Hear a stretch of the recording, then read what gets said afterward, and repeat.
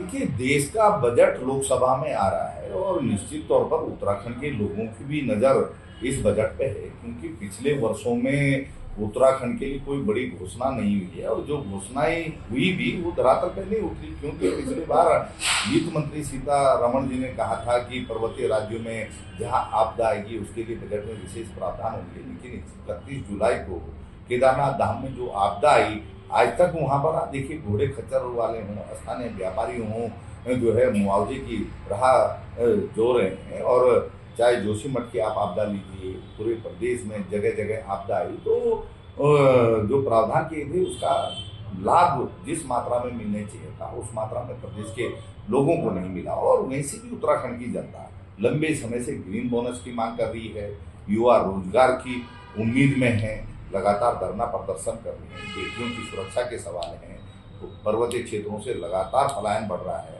उस पलायन को रोकने के लिए कोई विशेष पैकेज की घोषणा राज्य इंतजार कर रहा है, लेकिन आज तक तो हुई नहीं है। देखते हैं पिछली गलतियों से सबक लेकर के देश की वित्त मंत्री उत्तराखंड पर इस बार ध्यान देती है या नहीं देती है, क्योंकि प्रधानमंत्री मोदी जी उत्तराखंड को अपना दूसरा घर बताते हैं और बार बार उत्तराखंड आते भी हैं, लेकिन पूरी घोषणाओं से तो प्रदेश का विकास नहीं होगा।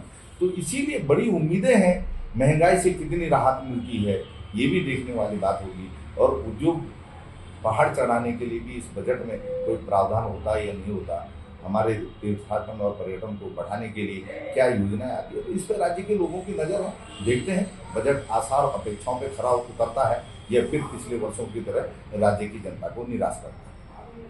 एक सवाल यह उठता है कि देश की जो 80% जनता है आज भी अपने रोजमर्रा जिंदगी पर जीने को मजबूर है।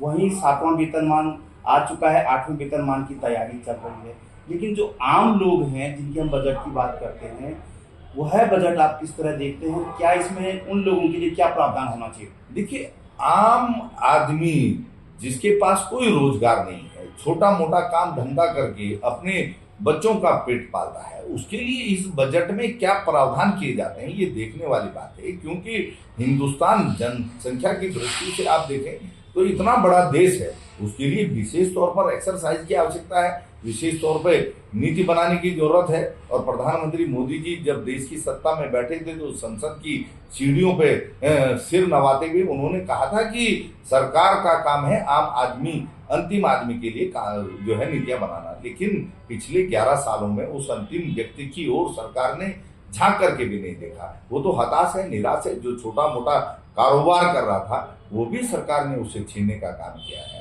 तो देखते हैं महंगाई से निजात दिलाने के लिए, लोगों को रोजगार उपलब्ध कराने के लिए और देश की अर्थव्यवस्था को मजबूत करने के लिए इस बजट में क्या प्रावधान होते हैं। क्योंकि आज जिस तरीके से देश का रुपया डॉलर के मुकाबले हाँप रहा है, देश की जीडीपी रसातल की ओर जा रही है, ये चिंता की बात है। उद्योगपतियों पर जो है सरकार का फोकस रहा है, वो भी चंद उद्योगपतियों पर जो सरकार के चहेते हैं। जो छोटा और मझोला उद्योगपति है वो भी सरकार की नीतियों से प्रभावित हुआ है, निराश है। तो देखते हैं इन कमियों को सरकार ने इस बजट में दूर करने का प्रयास किया है या नहीं किया है, क्योंकि जब बजट आएगा तभी इस पर कुछ कहा जा सकेगा। देखिए, मध्यम वर्ग इस देश की रीढ़ है, क्योंकि वो इस देश की अर्थव्यवस्था का इंजन भी है।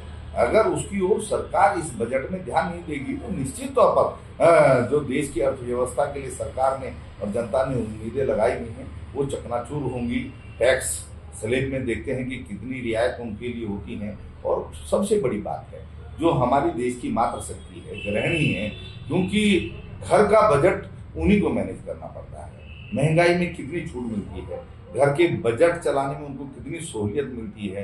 तो खाद्यान्न वस्तुओं के दाम आसमान छू रहे हैं, उनसे कितनी रियायत मिलती है। तो ये सारी चीजें देखनी होगी, तभी मध्यम वर्ग को भी लाभ मिलेगा, आम आदमी को भी लाभ मिलेगा। अब सरकार का फोकस केवल अपने उद्योगपति मित्रों पर रहता है या मध्यम वर्ग और देश की आम जनता पर रहता है, ये तो बजट आने के बाद पता लगेगा।